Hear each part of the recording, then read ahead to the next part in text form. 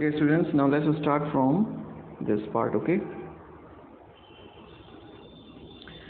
the official inquiry assembled a crushing mountain of evidence against the big planters, and when they saw this, they agreed in principle to make refunds to the peasants. Okay, अब एक official inquiry जो है वो बनाई गई, ठीक है। एक ऑफिशियल इंक्वायरी बनाई गई जिसमें कि बहुत ज़्यादा एविडेंस लैंडलॉर्ड्स के अगेंस्ट में गांधी जी को मिल गया, ठीक है। And when they saw they agreed, and when they saw they agreed, और जब ये प्लांटर्स ने, इन अदर वर्ड्स लैंडलॉर्ड्स ने, लैंड ओनर्स ने जब ये देखा, ठीक है, तो वो एग्री हो गए, सहमत हो गए to make refunds to the peasants, ठीक है। जो पीजेंट्स हैं, जो फार्मर थे, ठीक है, उनको जो मनी उनने दिया था, है ना, वो रिफंड करने के लिए वो तैयार हो गए थे। But how much must we pay, they asked Gandhi ji. तो ये जो ऑफिशियल्स थे, जिसमें कि लैंड ओनर्स कह सकते हैं आप, ठीक है, तो उन्होंने गांधी जी से पूछा कि हमें आपको कितना अमाउंट रिफ़ंड करना है, बता दीजिए, ठीक है। अब पीजेंट्स के तरफ से महात्मा गांधी अकेले रिप्रेजेंटेटिव थे, सोल रिप्रेजेंटेटिव, ठीक है। तो जो भी बात है वो गांधी जी से ही की जाएगी। तो जितने भी ऑफिशियल्स थे, मतलब लैंड ओनर्स, तो उन सब ने पूछा कि but how much must we pay, तो हमें कितना अमाउंट जो है वो पे करना है, रिफंड करना है। They thought he would demand repayment in full of the money which they had illegally and deceitfully extorted from the share croppers.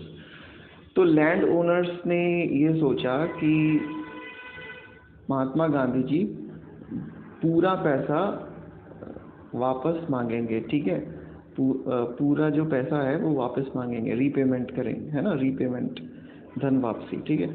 So they thought he would demand repayment in full of the money which they had illegally and deceitfully extorted from the sharecroppers. Deceitfully मतलब धोखे से, ठीक है, और illegally गैर कानूनी तरीके से। एक्सटॉर्टेड का मतलब इलीगल तरीके से पैसे ऐंठना, ठीक है, extorted. So what happened there, जितने भी जो लॉयर्स थे, ठीक है, उन्होंने ये सोचा कि गांधी जी पूरा पैसा वापस मांगेंगे जो कि उन लोगों ने गैर कानूनी तरीके से, धोखे से, ठीक है, पैसे ऐंठे थे, किनसे, शेयर क्रॉपर्स से।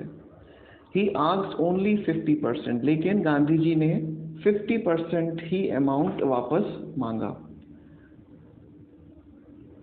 There he seemed adamant, writes Reverend J.Z. Hodge, a British missionary in Champaran, who observed the entire episode at close range.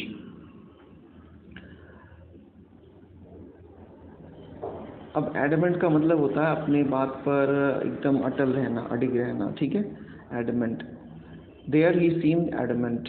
तो रेवरेंड J.Z. हॉज, जो कि एक ब्रिटिश मिशनरी थे चंपारण में, ठीक है। मिशनरी आप ऐसे समझिए जो क्रिश्चियन रिलीजन को प्रोपोगेट करते हैं जगह जगह जाकर, ठीक है, तो उन्हें हम मिशनरी कहेंगे, ब्रिटिश मिशनरी। ओके, तो गांधी जी बिल्कुल अपने बात पर अटल लग रहे थे J.Z. हॉज के अनुसार, ठीक है।